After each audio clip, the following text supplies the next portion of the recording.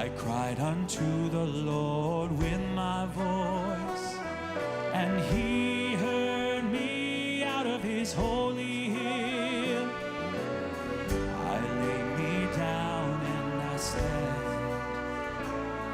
I await for the Lord, sustain me, sustain me.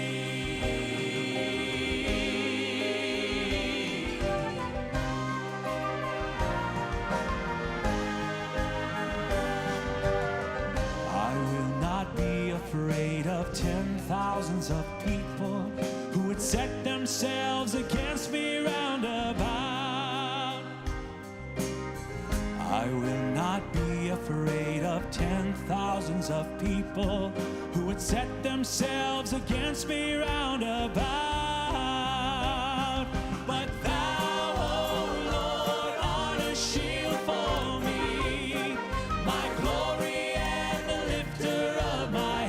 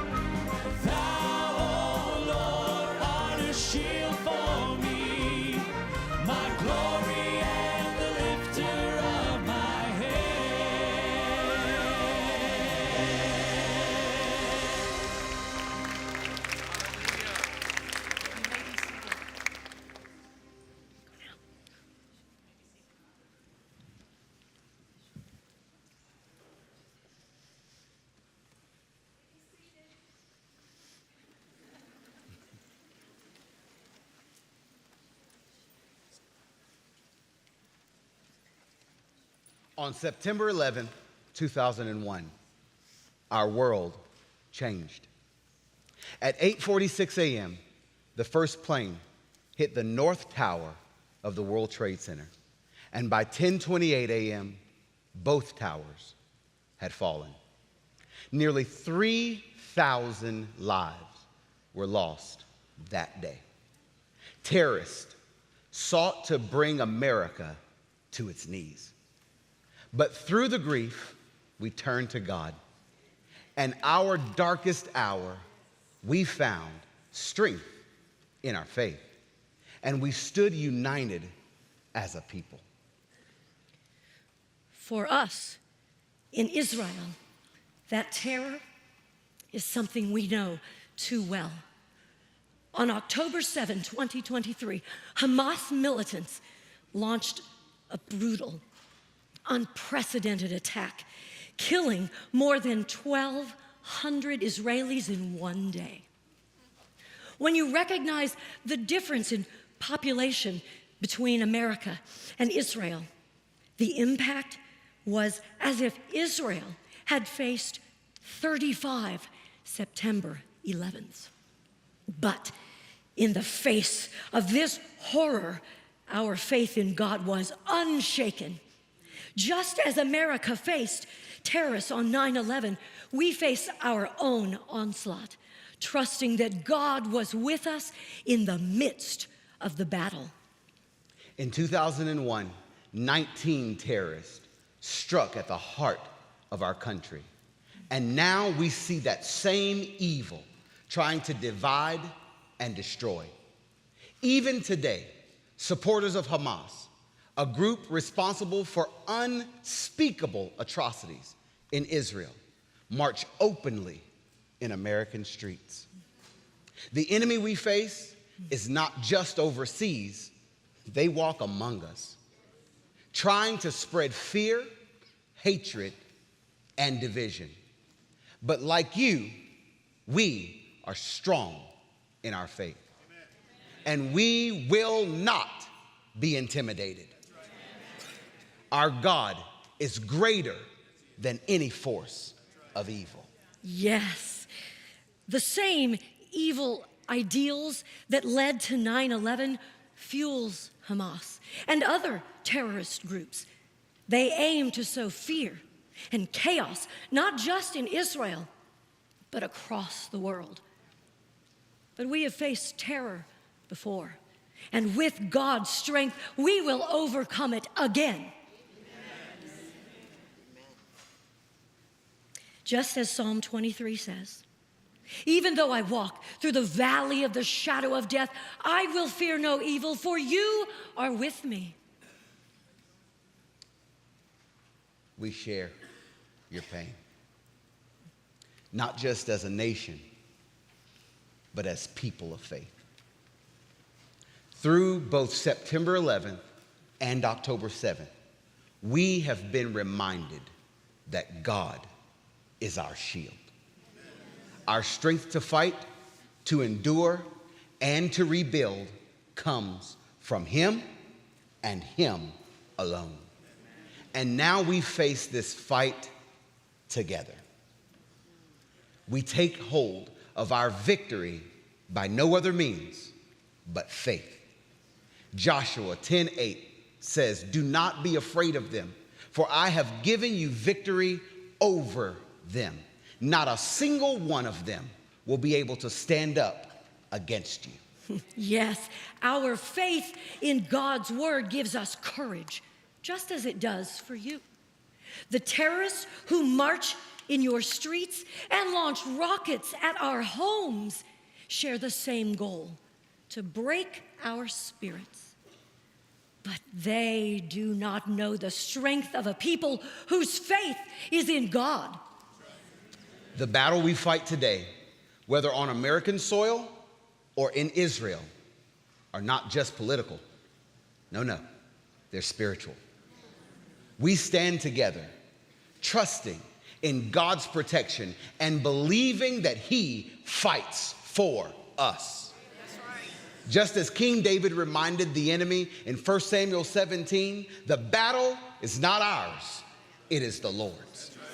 In the face of terror, our faith is our shield. We know God has a purpose and a plan, even in the darkest moments. Together, as Israelis, as Americans, as believers in God, we fight the same enemy. We trust in the same God, and we will not be shaken.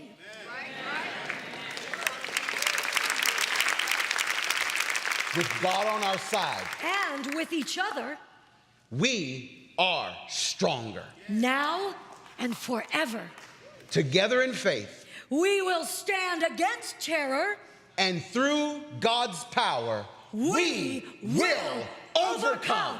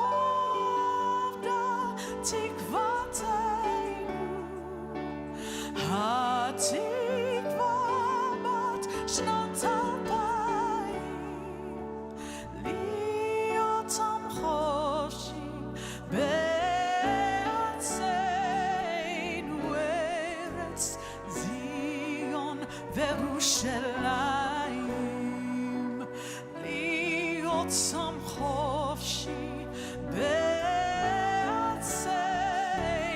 ארץ ציון וירושלים.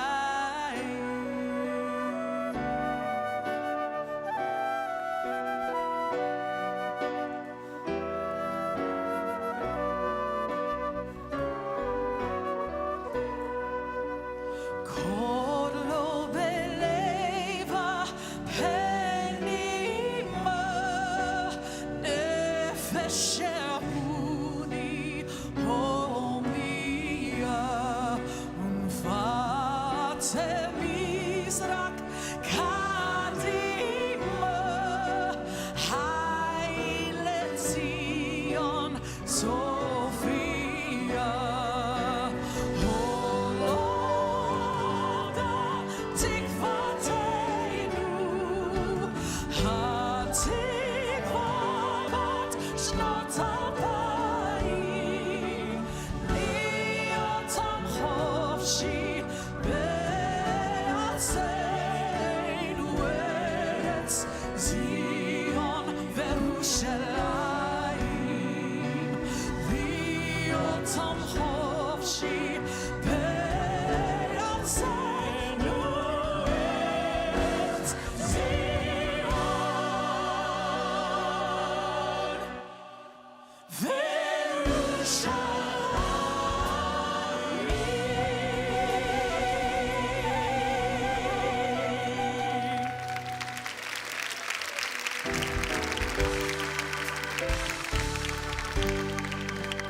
Oh, say, can you see by the dawn's early light what so proudly we hailed at the twilight's last gleaming, whose bright stripes and bright stars through the perilous night o'er the ramparts we watched were so gallantly streaming, and the rockets went loud, the bombs bursting in air came through the night that our flag was still there. Oh, say does that star-spangled banner yet wave o'er the land of the free and the hope of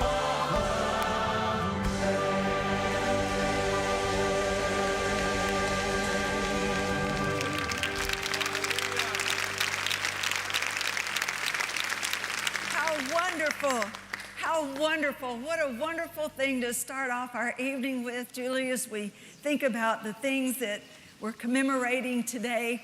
It's a great privilege, a great honor tonight. And I want to welcome everyone that's here this evening, especially our first-time guests and our Jewish guests, as I mentioned earlier. First of all, I want you to look around. I'm sure you're thinking, we really like what you've done with the place, but we are in the midst of a makeover, a renovation, a renewal. Lots of great things happening here, but boy, has it been a little bit ugly in between. So come back. You have to come back and see us when it's all done, believing that it's going to be beautiful to look at. The sound will be awesome. The lighting will be terrific. But tonight, we ask you all to look through the eye of faith, if you don't mind. Julie, welcome home. Thank you. I'm so glad to Thank have you. you back. It's great. I feel like we have two ambassadors to Israel with us tonight. You from Eagle Mountain International Church. And the Lord has done so many really, really marvelous things over all these years that we've been working together and traveling together, and just really, we were our own little spies as we spied out the land in Israel and just said, Lord, what would you have us do? Oh, it makes me want to cry. Lord, what would you have us do? How can we best serve you? How can we serve your plan? How can we serve your people? What can we do, Lord, to be an honor and a blessing to Israel the way you've commanded in your word?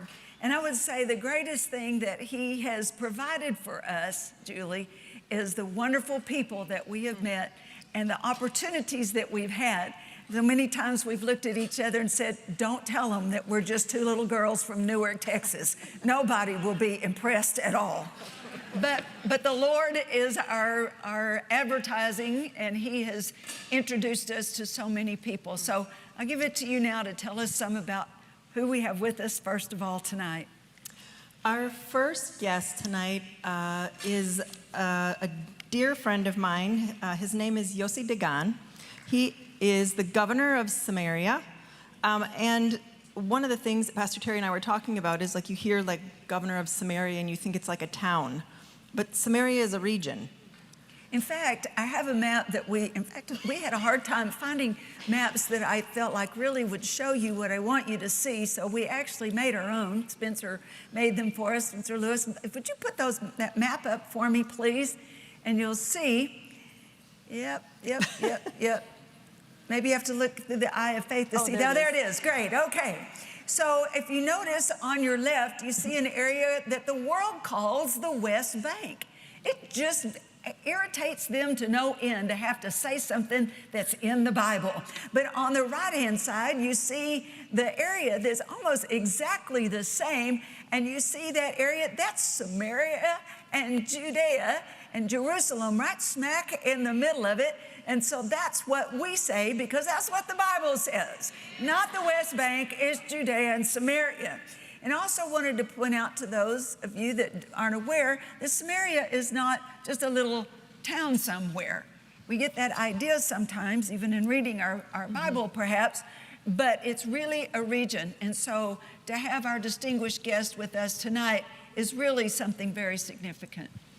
I was recently in Israel and I spent some time with Yossi, and we were discussing him coming. And when I realized that Ambassador Friedman was going to be here tonight with us and talking about, focused on Judea and Samaria, and I was, all of a sudden, like, the light bulb went on for me, like, we have the mayor of Samaria who's also going to be in Texas on the same night. So Yossi is a leading figure in Israel's Likud party.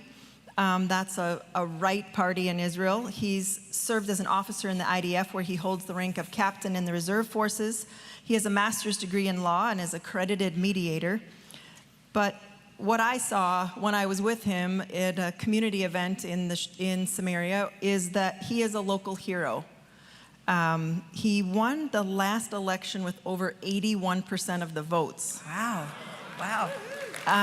Yeah. And when I was with him, everybody wants to shake his hand, wants their picture taken with him. Really, the people, you can tell, they just really love him. And he's also famous on in Palestinian circles as well, so much so that he had a sophisticated assassination plot against him, which thankfully was discovered and stopped. Yeah, that's very good.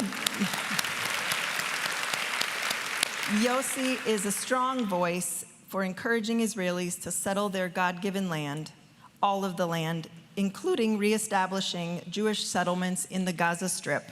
Please welcome the very, very wonderful and esteemed Yossi Dagan to the platform.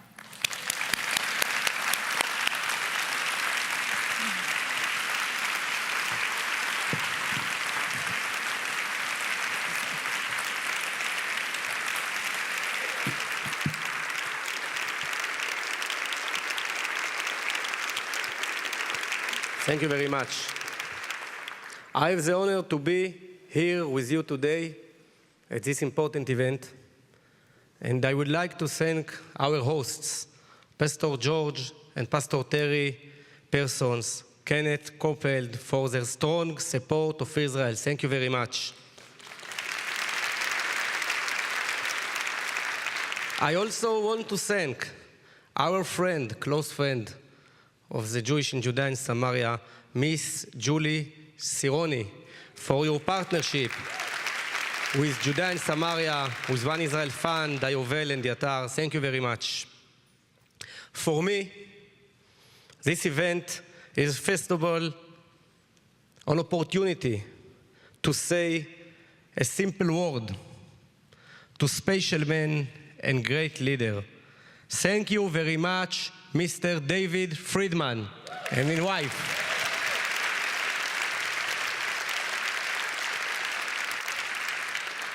You are a real leader.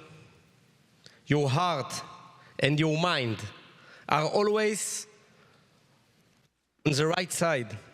David, you are a real friend of the state of Israel, and especially of the Jewish pioneers who built the Bible in Judea and Samaria. I wish to convey the blessing to you and your wife and your family from Samaria, the Bible, and the heart of Israel. On behalf of all of us in Israel, thank you very much. God bless you.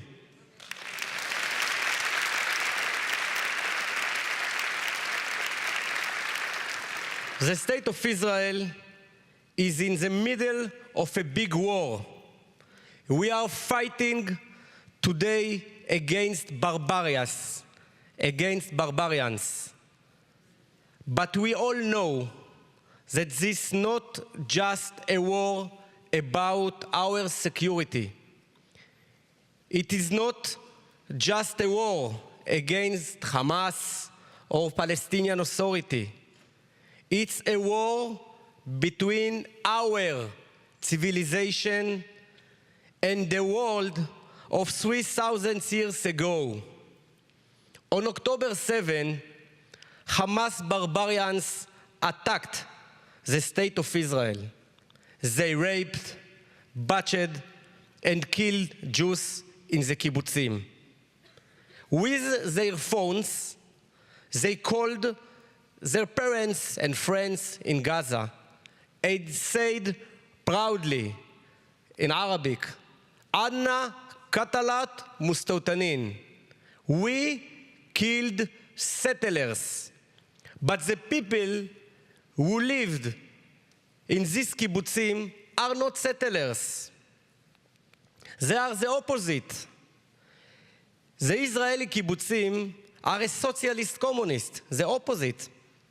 Because for the radical Islamic, it's not matter if you're an atheist, a communist, a socialist, a capitalist, a conservative, or a progressive. For the Hamas barbarians, we are all Jews.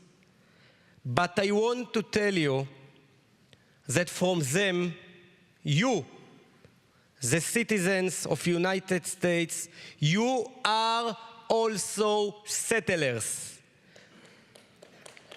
We, Israel, are not even the biggest enemy. We are the small Satan.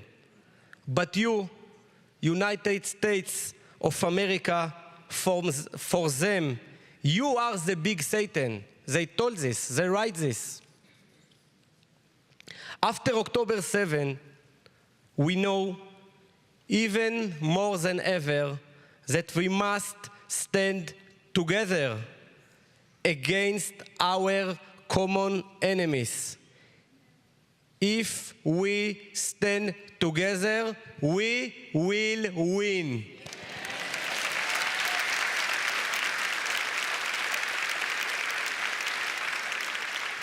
Today, we are fighting a war with guns and tanks, but it is not just war against weapons. We are also fighting a new war, a war for justice against the lies. Our enemy's new weapon is a campaign to destroy us with boycott and lies and delegitimation. 2 months ago, I met with a few members of the European Parliament, and they told me, look, after October 7, we understand that you need to control the mountains of Judea and Samaria to protect your country. But what about the occupation? So I asked them, we live in Judea and Samaria. Tell me please, what is Judea? They answered, Judea is from Jewish.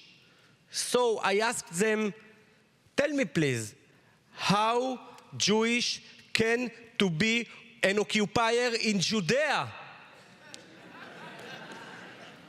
How does that work? You know that this is ridiculous.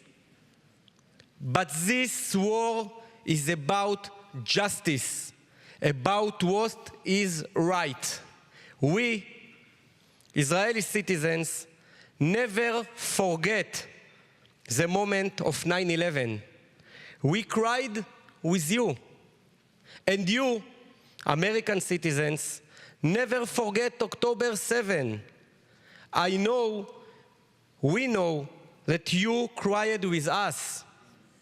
In Gaza, on 9/11 and on October 7, they gave out candies after the attack.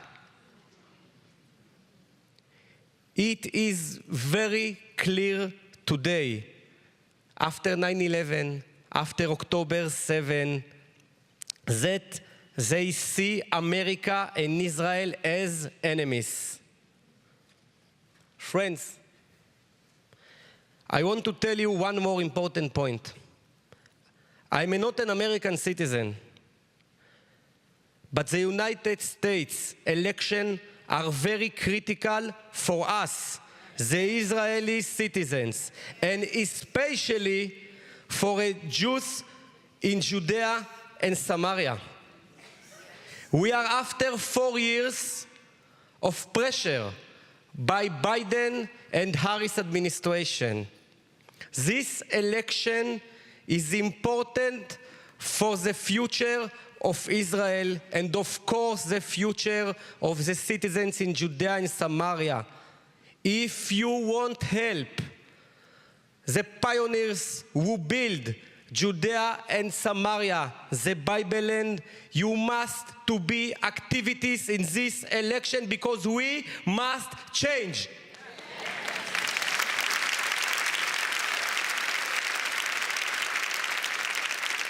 We must change for United States and for Israel, for the justice, for the historical justice. We have at the same values. We have the same enemies, and we have the same mission, historical mission. We must fight together for the future of our civilization, and really, for the future of the world. If we fight together, we will win, just together.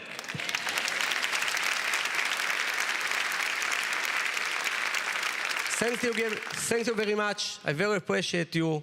God bless you.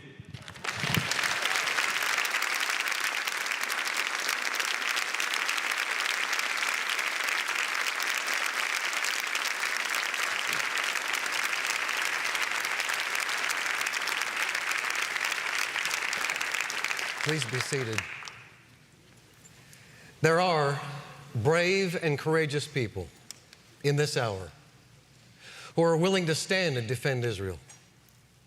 We have had one here today who unashamedly refuses to be moved by opinion or politics. He was the United States ambassador to Israel under the Trump administration from March 2017 until January 2021. He guided unprecedented diplomatic advances in the U.S.-Israeli relationships.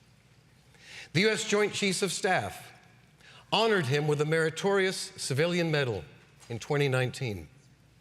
He was honored by President Trump with the National Security Medal in September 2020. Less than 100 Americans have received that award. He's among a small group of officials responsible for the Abraham Accords. And for this achievement, he was nominated for the Nobel Peace Prize in 2021.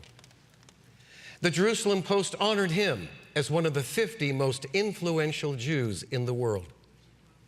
He's the founder of the Friedman Center for Peace Through Strength, which works to strengthen the relationship between the United States and Israel.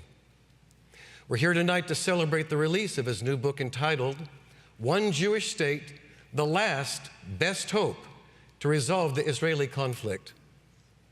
And we all know that one of his greatest achievements as ambassador was to fulfill a promise that was made by President Donald Trump. And that promise was to move the United States Embassy from Tel Aviv to Jerusalem. That promise was fulfilled in spite of the world's immense criticism and fear of retribution. Listen to Ambassador Friedman as he spoke on that historic day.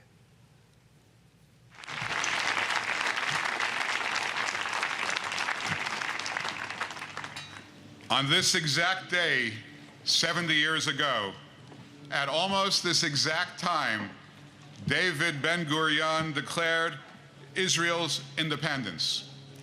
Just 11 minutes later, President Harry Truman caused the United States to be the very first nation to recognize the reborn state of Israel. He later regretted that he waited so long. 70 years since that memorable event, almost to the minute, the United States finally takes the next step, a step awaited, voted upon, litigated, and prayed for all these years. Today, we opened the United States Embassy in Jerusalem, Israel.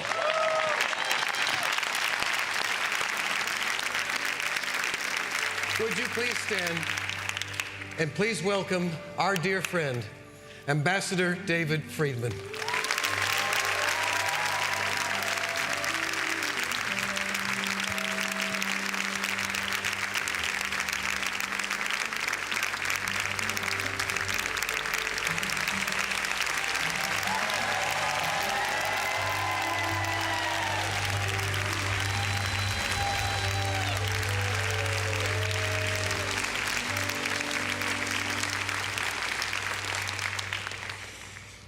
Thank you so much. It's so good to be back here.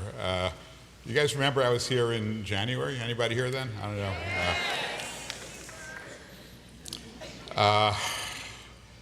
know.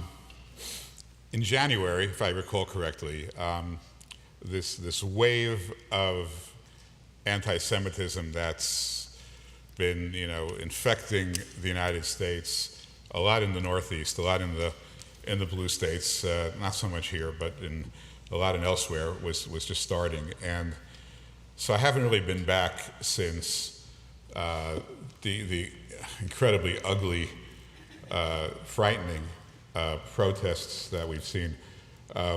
Men and women carrying Hamas flags down the streets of New York City. New York City is the second largest, in terms of cities alone, it is the largest Jewish population in the world, the city of New York. And so in the city of New York, down Fifth Avenue, down Broadway, tens of thousands of people are walking down those streets fearless, absolutely fearless, no repercussions whatsoever, carrying Hamas flags and saying death to Israel. And of course, they don't like America much more either. But they're in our country. This is in our country.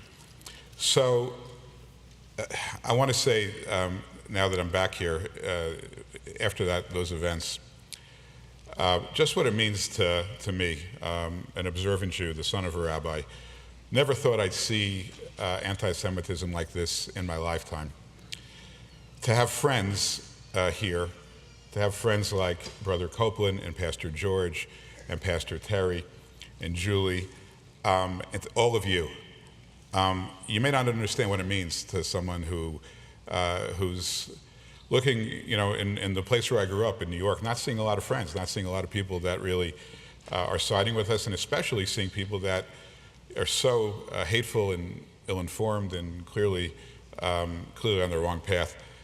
So your friendship is just so precious to me. I really want to thank you, really, for all of it. It's so important, and thank you.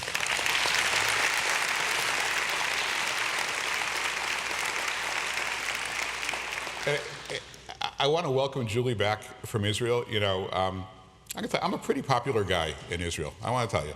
You know, I get treated very well. I get to meet with all the elected officials, the prime minister, the president of the country.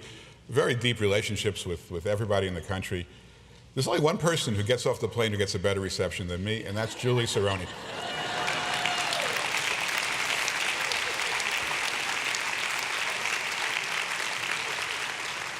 And I also want to thank my wife, Tammy. I hate to travel alone. I just don't like it. And you know, she doesn't need to be here. She just comes with me because she's such a loyal, devoted wife to come and keep me company. And I want to thank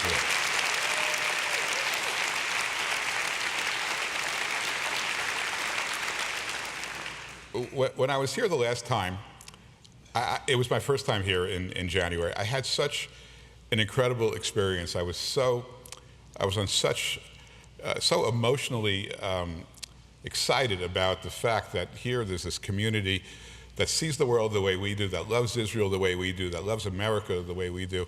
And as I wanted to come some kind of a souvenir. So, you know, some of you brought me, gave me a little tour of Fort Worth, which is an amazing place, and I videoed those big longhorns, you know, walking through the streets, which my grandchildren went crazy. I mean, no one, you know, no longhorns in New York running through the streets, you know.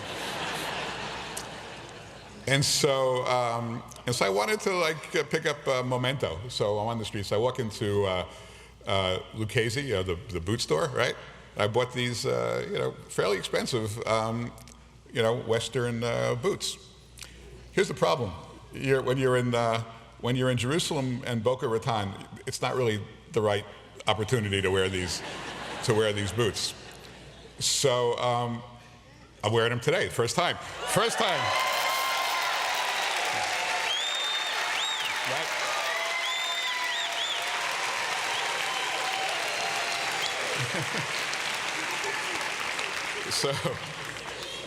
So thank you for giving me this opportunity. You know, to wear these boots that have sat in my closet now for about 8 months. You know, so let's all get serious for a second. Look, today's September 11th, and as was said before, yeah, we lost almost 3,000 people, and of course, you know, we're a month away from the anniversary of October 7th. You know, we don't compare tragedies; they're all horrific. We don't compare the value of lives, but you know, if you just purely on a quantitative basis, we lost 3,000 people in the United States. That's roughly 1 out of every 100,000 Americans. In Israel, we either lost or had kidnapped 1,500 people on that date, and that's 1 out of 6,000 Israelis. And I'll tell you, numbers aside, there's not a person in Israel who doesn't have a relative, a close friend, a cousin, you know, who hasn't been affected profoundly from October 7th. I mean, there is nobody who doesn't know someone or isn't close to someone who hasn't been traumatized or lost or worse from this tragedy. One thing that you may not know, I didn't know this until I became the U.S. ambassador. You know, there are September 11th memorials all around the world. Many, many countries have established memorials to those who perished on September 11th. There's only one country which has a September 11th memorial in which carved into stone is the name of every single person who was lost on that fateful day. Only one country, and that is the state of Israel. Yeah. I presided over the 9/11 ceremony in Israel for 4 years, and people would come in, and I'll just tell you that there's something really special about the relationship between America and Israel. The people who would come to these memorials were, you know, it didn't matter. As Yossi said, Israel cries for us, we cry for them. It's one family, and you feel that very much on a day like today. we're a month away, a little less than a month away from October 7th. Israel is still at war. We all wish the war would have been over by now, but it's not. Gaza is an incredibly, incredibly dangerous place. 350 miles in a place that's 12 miles long, 350 miles worth of terror tunnels.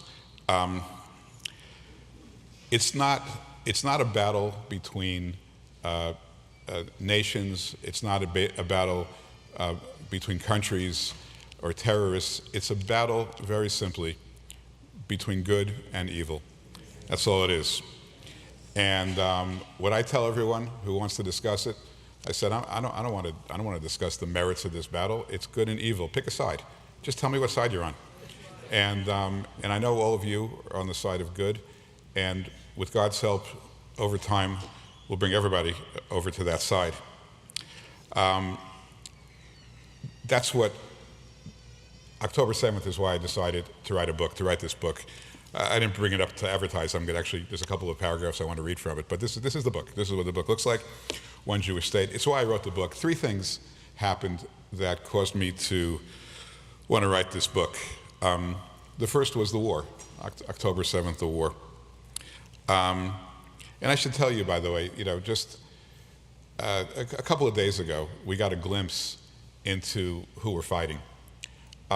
You recall that there were 6 hostages that were almost rescued just 3 or 4 days ago. One of them was Hirsch Goldberg. His parents spoke at the Democratic National Convention. I mean, most of us got the chance to know who Hirsch is because his parents, I don't think parents have ever fought so hard for a child as John and Rachel Poland Goldberg. So Hirsch was one of 6 people, and they were close to rescuing them. And the Hamas terrorists, rather than just run away as the army was coming close, they executed in cold blood, with the bullets to the head, each and every one of those 6 beautiful souls. Now, a couple of days later, this was yesterday, the Israeli army went into the location where these 6 young people were being held. It was 70 feet underground in a tunnel that was 4 feet high and 1.5 feet wide. And they lived there for 11 months. And when you understand that, I get scared if I'm stuck in an elevator. This is, you can't stand up. You have to walk like this.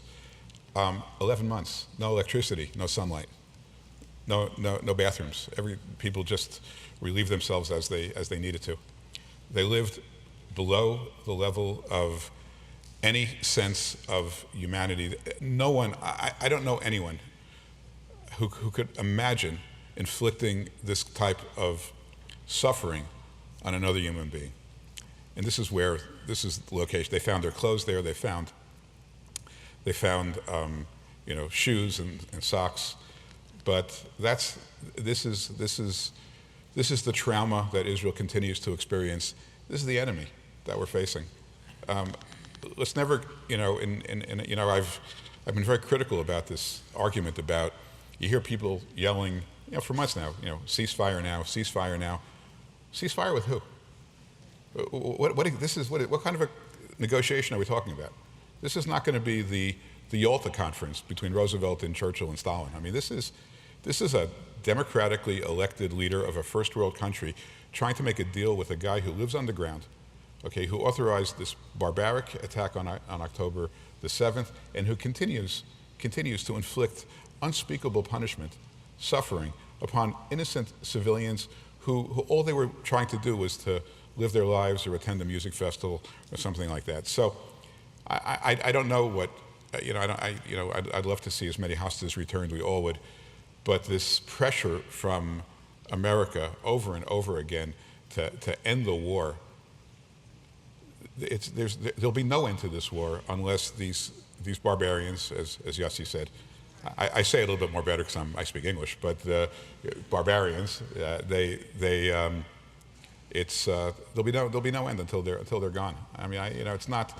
This is not. We're not talking about human rights or about the laws of war. We're just talking about people who want to inflict pain upon other human beings. That's all they want, and we can't live on the same planet with them. So October 7th was sort of the first motivating factor to write this book. The second factor was a couple of weeks later, all this polling went out, asking Palestinians, well, what do you think about what happened? 82% were in favor, were exhilarated, were excited by the actions of Hamas. 82%. The people that we're supposed to make peace with. 82% thought this was, an important and justified action. And then kind of the third thing, if you will, that kind of said, okay, maybe the last straw, was a couple of weeks later, I'm watching TV and I see the President of the United States say that the only way to bring peace to this region is a two-state solution with a Palestinian state. And so I said to myself, I was sitting at that time in Florida. I wanted to pick up a gun, but at 66 years old, who am I kidding, right? Who am I kidding? So I said, okay, I'm going to lock myself in my office for 10 weeks and write a book, and that was my way of reacting to it. Look, when people talk about a Palestinian state, you just need to understand one thing: the Palestinians had a state, right? They were given Gaza 18 years ago, in very, very, I think, misguided view. The Israeli Prime Minister Sharon decided we're gonna get out of Gaza, and he evacuated all the Jews living in Gaza. They left behind, Gaza, before any of this was beautiful. Gaza is on the beach. It's a long strip of beachfront property, western-facing Mediterranean. You get to watch the sunset on the Mediterranean. Same beach as Tel Aviv. They get $1,000 a night for the nice hotels in Tel Aviv. Could be the same thing here. Could be the same beach. The Jews were evacuated.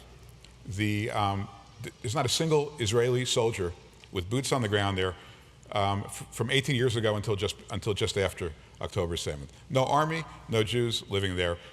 The Palestinians were given billions of dollars from the UN, from Europe, from the Gulf, unfortunately from America as well. America funded a lot of their activities. Trump cut it all off when he came into office, and it was turned right back on again when Biden came in. But our country had given them a lot of money. They had an election. They elected Hamas as to rule over their area. But what did they do with the billions of dollars? What would you do? What would you do? You're trying to build a new community for your people. You have billions of dollars, right? Tons of money. It goes a long way on the Gaza Strip.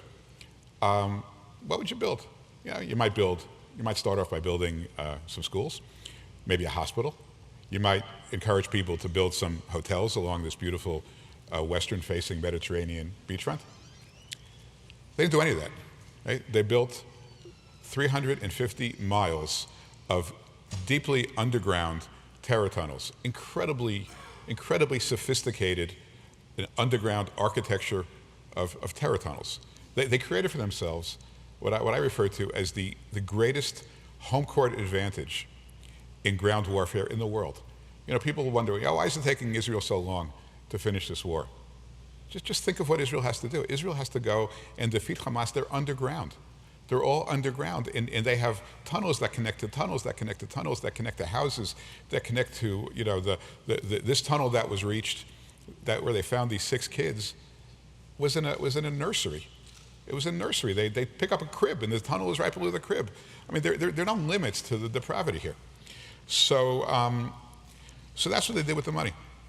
So what do you think? Does it make sense to try this experiment again? Give them more land, give them more money to build another state? I mean, it's national suicide. And by the way, on the other side of the country, in Judea and Samaria, back when we had the misfortune of entering into the Oslo Accords, okay, another mistake of Israel and the United States, about half of Judea and Samaria, including some really important places like the city of Shem or Nablus, which is the place, you think about Nablus, I mean, just Nablus is it's what the Palestinians refer to the city. Why is it called Nablus? They claim Nablus is our, it's part of our Arab heritage. We're calling it Nablus. Nablus is actually a place that the Romans named Neapolis, but Palestinian Arabs can't pronounce the letter P, so they call it Nablus, and they have appropriated it as their great heritage place. But it's a Roman named city. But more importantly, when it's called Shem in Hebrew, when Abraham got the call to enter the Promised Land, he moved his family from a place called Haran, and he moved south, and he began his life as a Jew, the first Jew on the planet. He began his life as a Jew in the city of Shem. Joseph, you know the story of Genesis. Abraham, Isaac, Jacob lived there. They went south because there was a famine into Egypt. In the book of Exodus, new king emerges over Egypt, enslaves the Jews. Jews then emerge out through their exodus. Joseph said to his brothers, listen, I'm going to die. Bad things are going to happen. We're going to be enslaved. There'll be an exile, but there'll be a return to the Promised Land. Take my bones. I'm going to get buried here in Egypt. Please take my bones and bury them in Shem. So Shem is where Abraham began. Okay, the whole biblical story of the Jewish people in Israel began in Shem with Abraham. Okay, we went down to Egypt, came right back, and Joseph's bones are brought back to Shem. It's the whole biblical cycle of the Old Testament. And it's now a city controlled entirely, 100%, by Palestinians.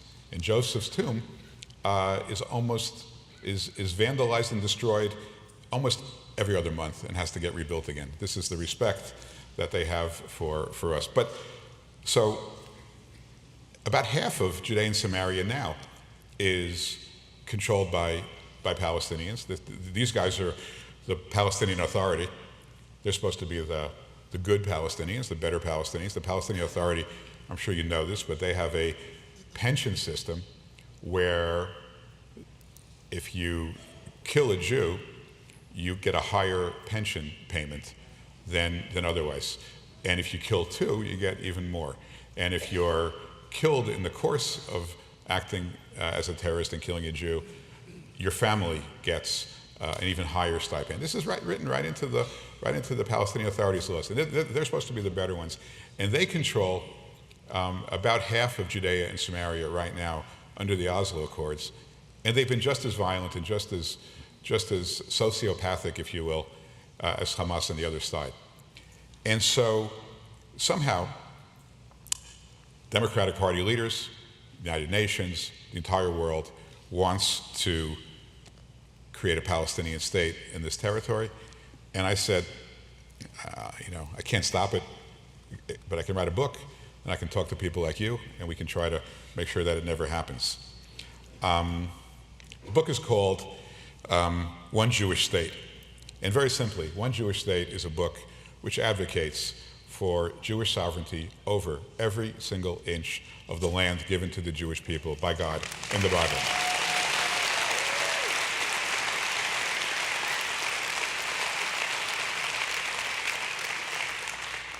And I played around with different titles, and I'll tell you why I named the book One Jewish State. On some level, it's almost just a plea to the world to say, world, there's over 40 Muslim states. Nobody cares. No one's complaining. There are Christian states. There are Buddhist states. There are Hindu states. There are lots of states. More than half the states of the world have a national religion. Just one Jewish state. That's all we want. It's too much to ask for from the world for one Jewish state. It's the size of New Jersey. There'll never be another Jewish state. We have no aspirations for a second one. We're not going to start conquering just one Jewish state in the land as to which the Jewish people have a better claim to title than any other people to any other land anywhere in the world, just one Jewish state. And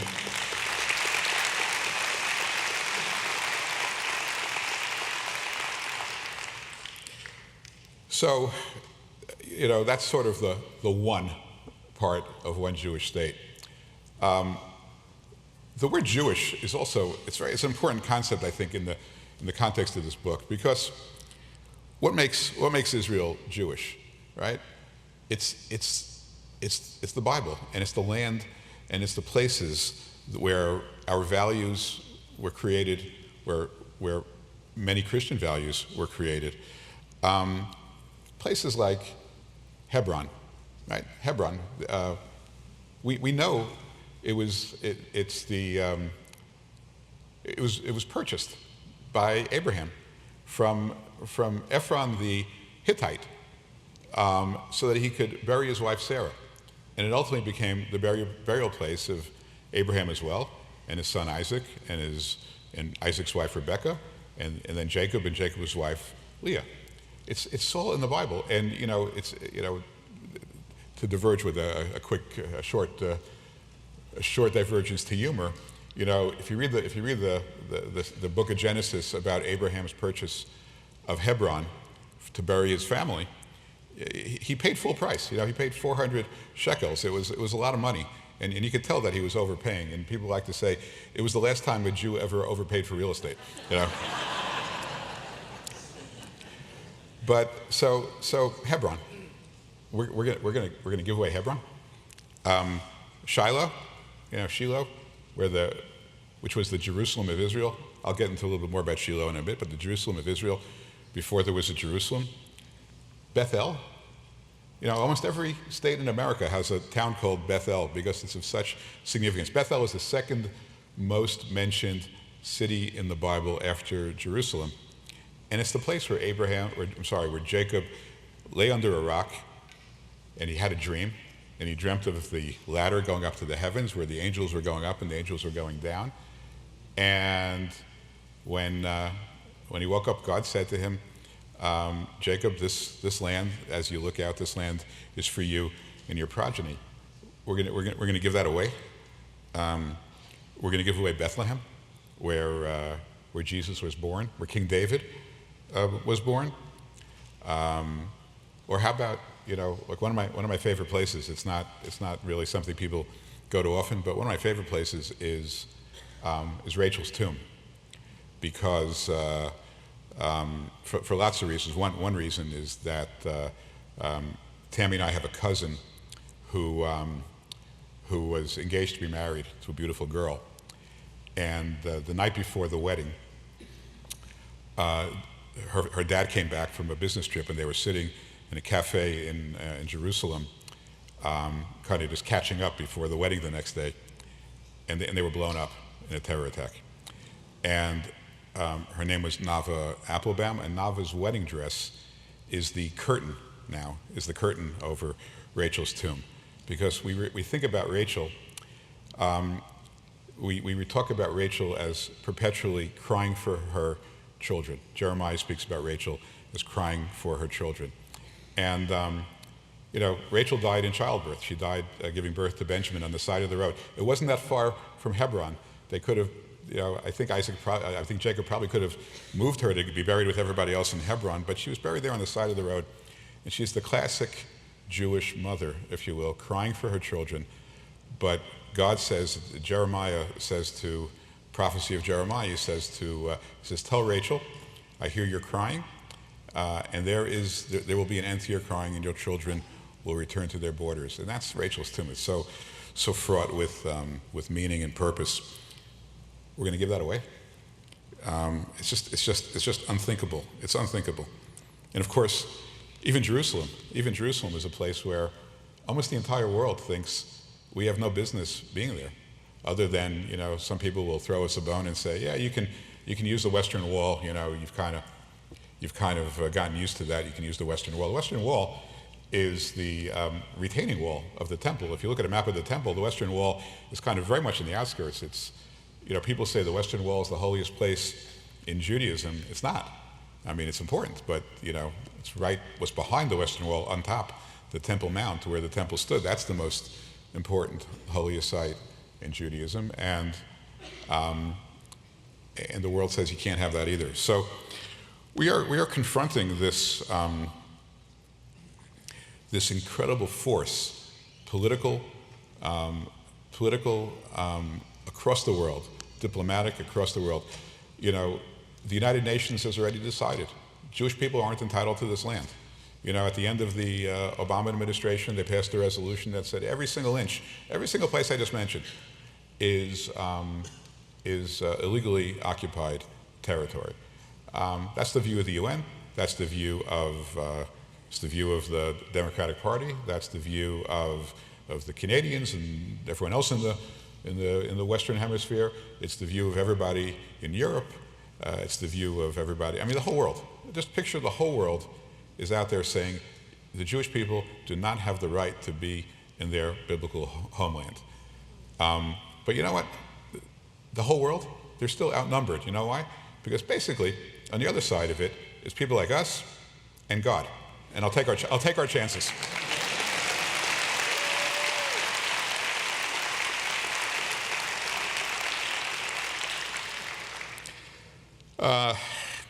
So one of the reasons why I wrote the book, and I want you to understand a little bit about Israel, because not everybody in Israel feels this way. And you know, when we talk about a movement, and I really want this to be a movement. This is bigger than me or Yossi Dagan, or you know, the only way we can achieve this Israeli sovereignty over our biblical homeland is through a collective effort. And you're just as important as I am in this effort, just as important. Because ultimately it's a question about changing the public discourse, and that requires people, lots of people, to just be informed and fluent and change the discussion.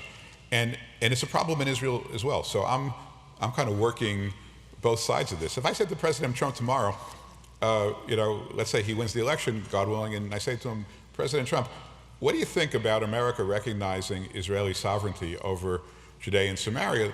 What he'd say to me is, well, what does Israel want to do? Like, I'm not going to get ahead of them. What do they want to do? And so that's another issue, because we're not there yet in Israel as well. But I want to tell you a story, because it was the other motivating factor for writing the book. A little bit of what I do is to invest in some companies. And Israel has some interesting companies, and every now and then I'll go and meet with people to talk about what they're doing. So one day, about 7 months ago, I'm on the 40th floor of some beautiful skyscraper talking to this incredibly talented, successful Israeli entrepreneur. And you know, he's brilliant. And you know, he served in the army, his kids serve in the army, incredible patriot, loves the state of Israel. And we're talking politics. I said to him, what do you think about Judea and Samaria? And he says to me, I don't know, like, do I really want to rule over all these Palestinians? Do I want to send my kid to the army there? I said to him, do you believe in God? And he says, well, look, you know, my parents are Holocaust survivors. I got some issues with God. I'm not really there. I said, okay, I understand. I said, but do you know what we're talking about? Like, have you been to Judea and Samaria lately? He says, I haven't been there since I was in the army. I said, so let's pick a place. So I said, let's pick Shiloh in English. I said, do you know what happened there? So he says, I don't really think I remember. I said, okay, well, let me tell you. So Jewish people leave Egypt. Moses takes the Israelite nation out of Egypt. They head north along what's now considered Jordan. They get to a place, Moab, the mountains of Moab. Moses dies. Joshua takes the Jewish people across the Jordan River. 7 years, they're in a place called Gilgal, and then they get to Shiloh. 369 years, the Jewish people are in Shiloh. The tabernacle is in Shiloh. The Ark of the Covenant is in Shiloh. Every 3 times a year, when they went to festivals to make sacrifices, they went to Shiloh. When the tribes were assigned all their different territories, they came there, they were told, okay, you go to different places. Shiloh is smack in the middle of the country. Shiloh, as I said, Shiloh was Jerusalem before there was Jerusalem. Shiloh is where Samuel, the prophet, was born. And I said to him, and Shiloh is where Hannah Chana in Hebrew, Hannah in English, taught the world how to pray. So he says to her, what do you mean taught the world how to pray? I said, well, this is a long time ago. And most prayer was in the form of sacrifices. And Hannah walked into the tabernacle and she started to speak from her heart. She desperately wanted to give birth to a child. And she said, she started to emit this beautiful liturgical poem out of her mouth. And she started whispering it. And her lips were moving. And the high priest looked at her and said, please don't come in here drunk. I mean, this is not a place to be drunk. And she says, I'm not drunk.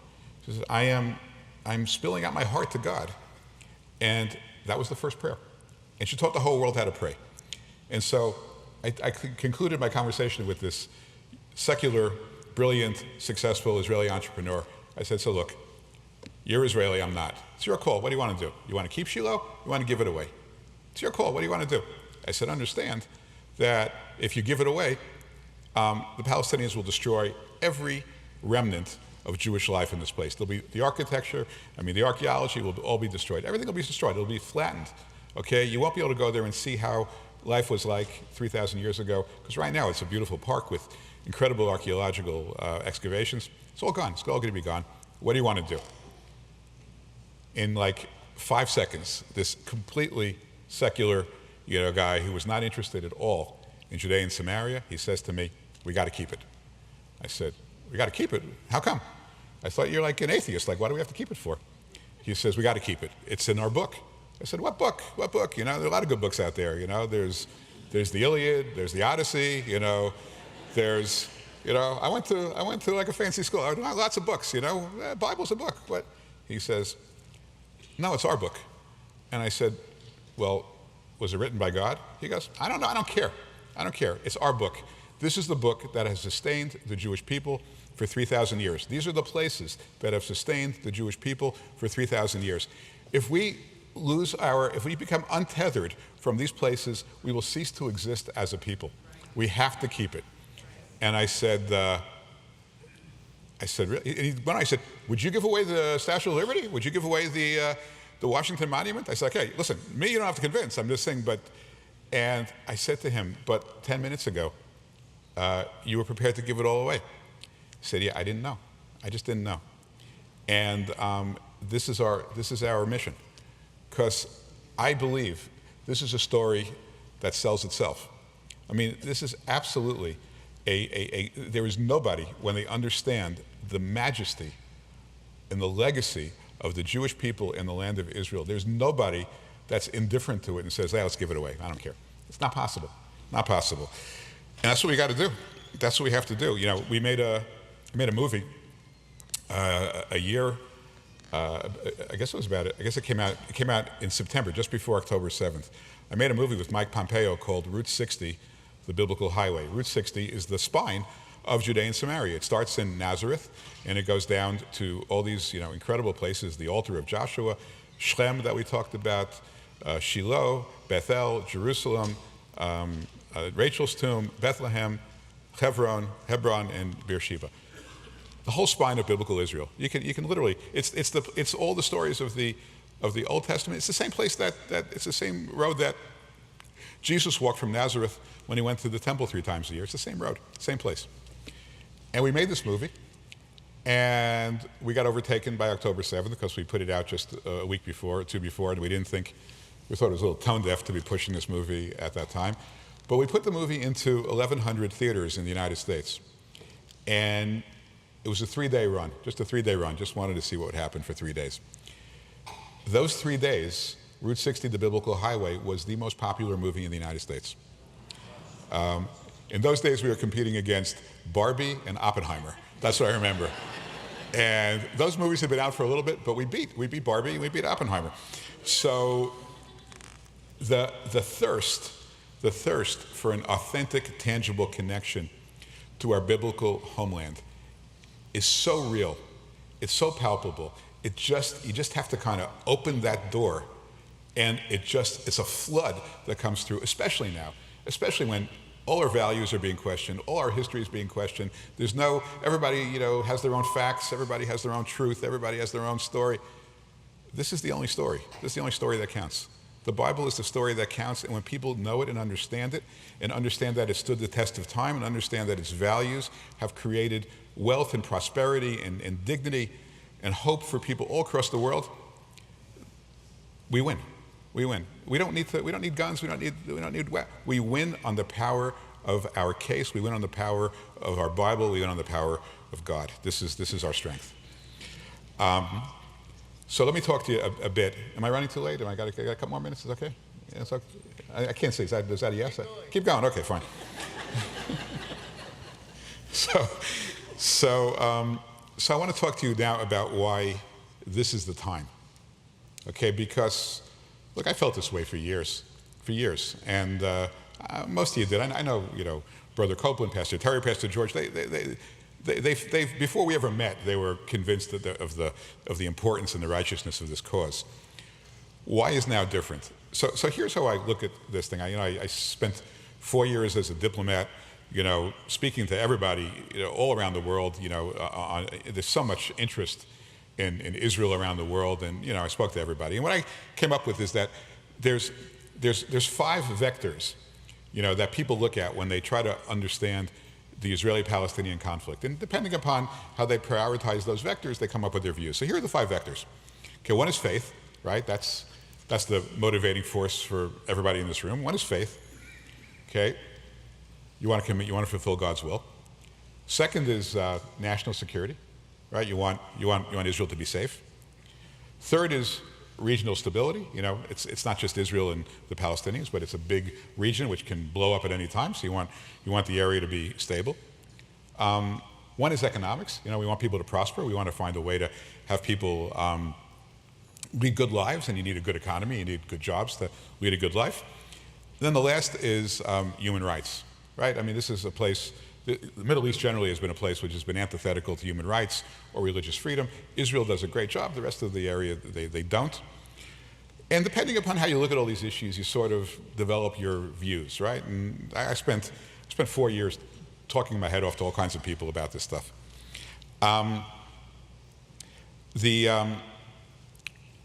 those vectors, right? If you think of them as kind of arrows heading in different directions, today, maybe the first time in our history, they're all heading to the same place. They're all convergence. We have a convergence of all these 5 vectors. Start with faith. I don't need to really convince you of the argument of faith, but it's pretty clear that the Jewish people are fulfilling God's will by being in Judea and Samaria. I wrote in my book the covenants that God made to Abraham, Isaac, and Jacob. To Abraham, God promised, all this land that you see, I've given to you and your progeny forever. And then he says, those who will bless Israel will themselves be blessed. To Isaac, God promised, for you and to your descendants, I will give all these lands and will confirm the oath I swore to your father Abraham. And then to Jacob, God says the same thing. God promises, I am your God, the God of your father Abraham and Isaac. The land upon which you are resting, I will give to you and your progeny. That was, of course, in Bethel. It's not really subject to too much debate. The faith is rock solid. God gave this land to the Jewish people. I want to read to you something that I found very moving that I included in my book, a way of looking at this. And I'm curious what you think about this. Listen to this. I think the words are really special. How could any sincere Christian or Jew claim to love God and not love what he loves?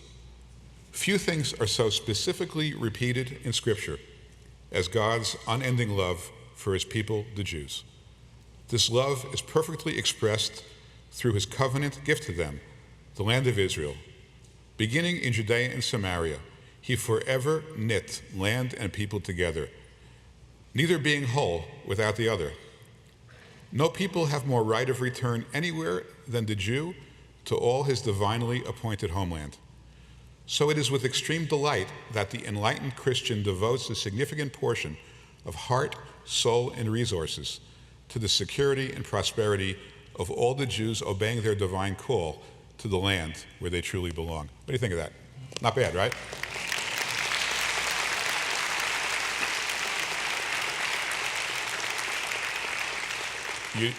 You know who wrote it? Anybody want to guess? Pastor Terry.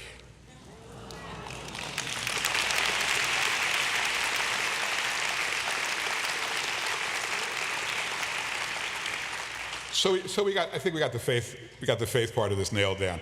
National security. Look, we don't need to really get too deep into national security. We know the answer to this. The only player that can keep this area safe, Hamas is a disaster. The Palestinian Authority is a disaster. The only one that can keep this area safe and prosperous is Israel. How about human rights? Do you know what percentage of Israel is Arab? It's about 20%. 20% of the citizens of Israel are Arab. The Arabs in Israel have a GDP per capita that is higher than any other place in the entire Arab or Muslim world. The elite universities of Israel, and there's some really good universities there, more than 20% of the students in those universities are Arab. So a greater percentage of the population attends these universities. There's no one, that can compete with Israel in terms of human rights. Economics. All these neighbors of Israel are failed states. They've got GDP per capita 2,000, 4,000, 5,000, whatever. Israel's GDP per capita is $55,000. It's a top 10 country. Regional stability. We proved one thing in the Trump administration by siding with Israel, by showing no daylight with Israel, by moving our embassy to Jerusalem, by recognizing Israeli sovereignty over the Golan Heights, by determining that the Jewish people can live anywhere they want in their biblical homeland that doesn't violate the law. All those things people said, no, you're going to create endless wars and irreconcilable conflicts. And what happened? We made peace agreements with 5 Muslim nations called the Abraham Accords that didn't involve giving away 1 single inch of God's land, God's gift to the Jewish people.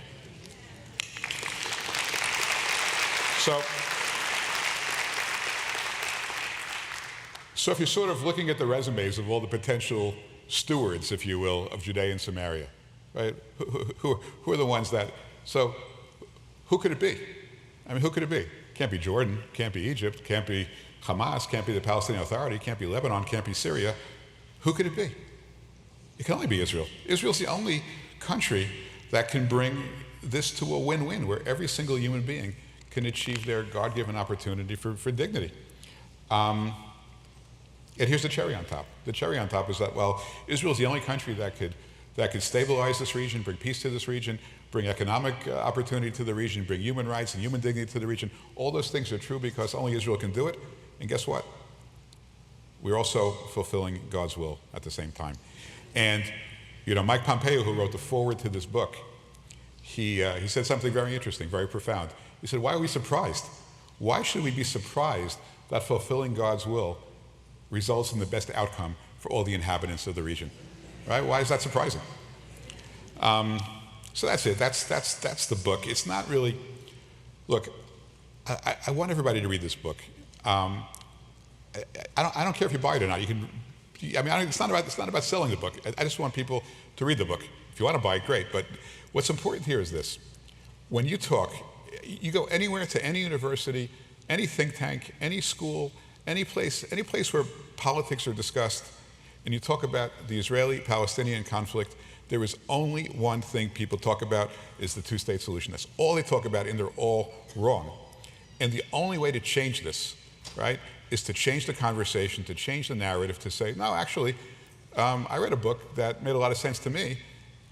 It provides for Israeli sovereignty over Judea and Samaria. It makes complete sense for everybody. If you read this book, you'll be fully armed with that, and we have to get the word out. We just have to. It's now. It's now. It's this convergence of all the factors, all the vectors. It's all now. Now is the time. We are standing on the precipice of history to fulfill God's will. To not just to say we support Israel, but we say we support the Jewish people in the land of Israel, in their biblical homeland. All of it, just as God had imagined. That's what we have to do together. And with God's help, with your help, we will get there. I am confident we will get there, and we won't stop until we do. Thank you so much. It's been really an honor to talk to you.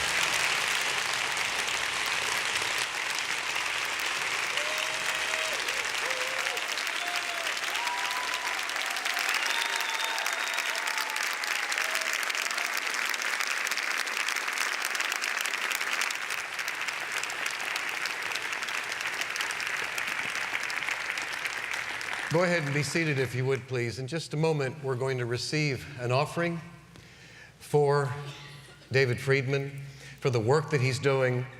And let me read something to you related to the Friedman Center. The Friedman Center is committed to the principle that the Israeli-Palestinian conflict can only be resolved through Israeli sovereignty over the land of Judea and Samaria.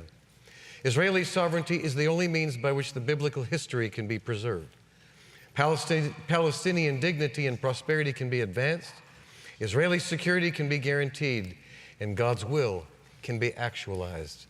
So you can see how important it is that this work continues. We are supporters of that work. And tonight we've heard from a man who's given us directive, important directive. This is so crucial and so critical, the support that we have for the nation of Israel. And I want you to know, speaking on behalf Kenneth Copeland Ministries, Eagle Mountain International Church, Kenneth Copeland Bible College, Victory Channel, all of our international offices, we support the nation of Israel 100%.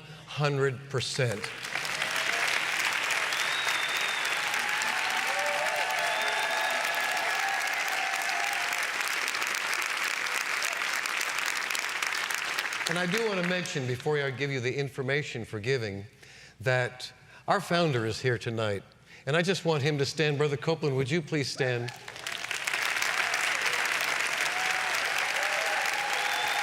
You get something?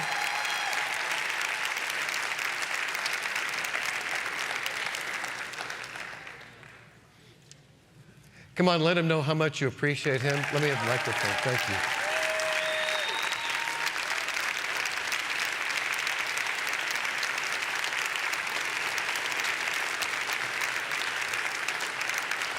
Thank you, Pastor. I really didn't intend to say anything tonight, but I do need to say this. We lived in Abilene, Texas. The 6th of December, I'll be 88 years old. And there was a man by the name of Howard that was in Army intelligence. And he came to my dad. And he said, I have some horrible things that I need you to see. A.W., that's my dad. And he said, it may be too rough for Kenneth to see it. My dad said, no, I think he should see it. And I was sitting over there remembering it, Pastor. It was uncut, 16 millimeter United States Army film. And it was the results of the Holocaust. And I saw it. And as a young boy, 14, it broke my heart and made me mad. I wanted to start the war over again. I mean, it made me so mad. It hurt me to see that how any demon-possessed human being could, people didn't believe it until they saw it. They couldn't believe that anybody would do that. And I was sitting over there reliving those memories in my mind.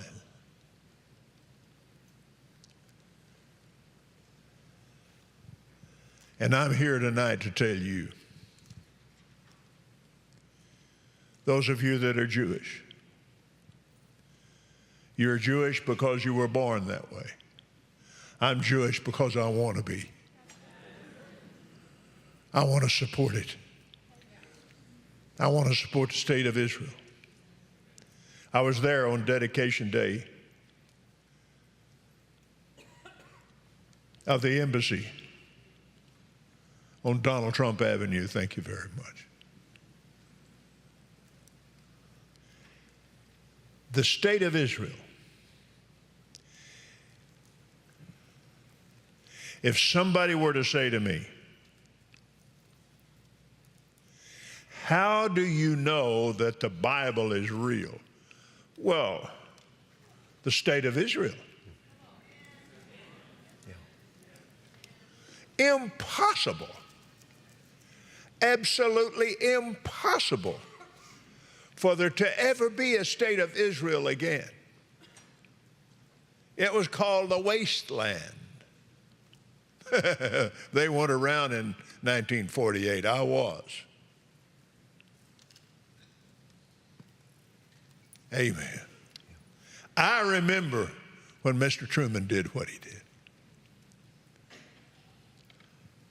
And our family rejoiced. When that war started, Japan bombed Pearl Harbor. And we were at war. You're talking about those tunnels.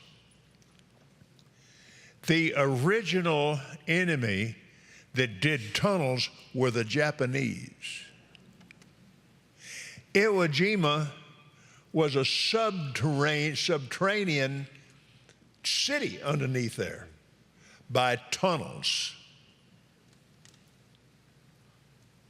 They were huge on it.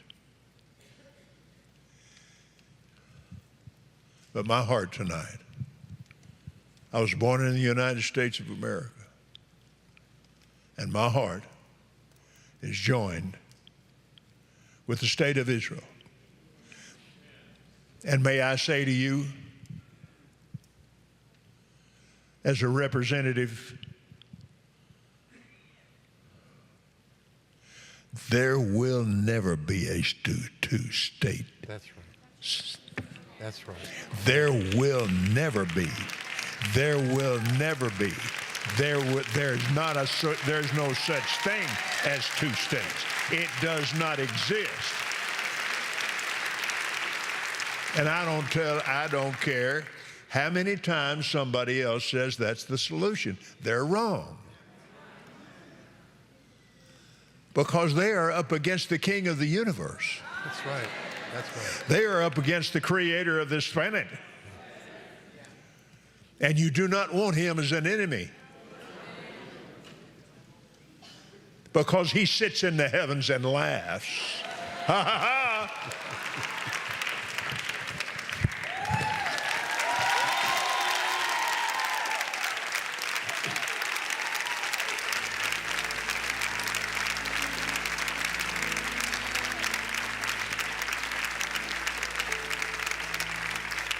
Go ahead and be seated.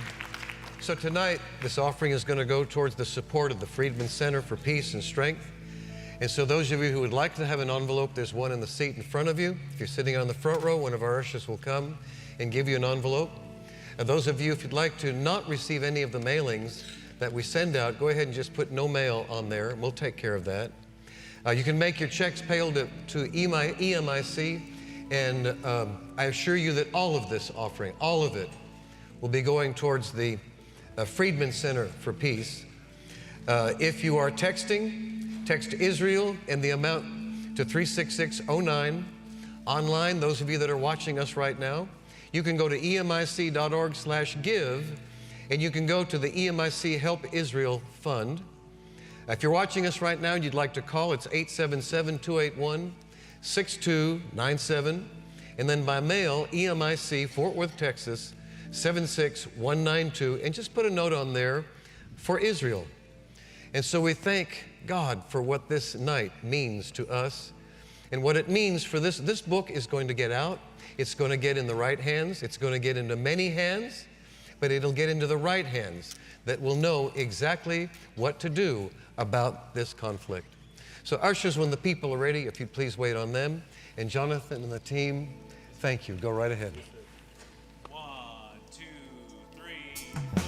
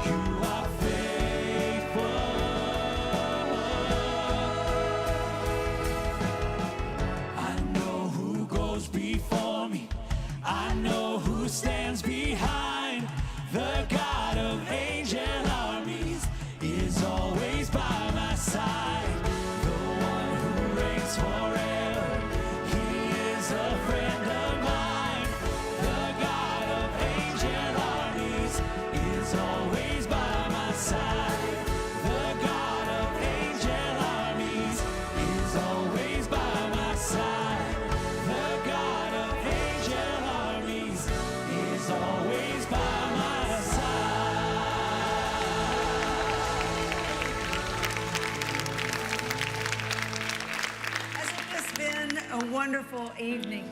As we conclude, I want to make a few announcements for you. First of all, located right outside of the main lobby, we have our bookstore. One Jewish State is available for purchase in the Word Works bookstore, but we will also have team members who will be ready to assist you to purchase your book in line if you would like Ambassador Friedman to sign your book. The line will form in the hallway near the Word Works bookstore, so you can follow the stanchions when you go out and you'll see that. Also in our bookstore this evening, I want to remind everyone of our Israeli marketplace. You can find beautiful handcrafted products that are made in Israel. Inside the bookstore, you'll see the Israeli marketplace there. All proceeds from the marketplace purchases are designated to the Help Israel Fund. We purchase directly from stores and artisans in Israel so that we can help them. You know, their business has been a little slow lately over there, and so we're helping some. Right. And I appreciate your support of the products there, their quality. And we didn't go the cheap route. We went the quality route. So great things that you can purchase there. What a night this has been. We're so thankful that you were here. We thank you. Escort. Julie, want to take Ambassador on around? Yeah, okay, thank you for all of our church that has come here, and then all of our Jewish friends that have been here tonight. Thank you for coming. Would you and thank please you for welcome being our a part. guest this evening? That's right. We're so thankful to have you here. You are so welcome here. So as we conclude tonight, we have something wonderful we're going to say this evening. That's right. We have around here we like to make declarations. And tonight, I think in honor of Ambassador and the message we've heard tonight, 3 times together we are going to declare that Israel lives. Shall we conclude that way tonight? Okay. Are you ready? All right. Israel lives. Israel lives. Israel lives! Praise God. God bless you. Have a wonderful night. You are dismissed. Thank you. Thank you.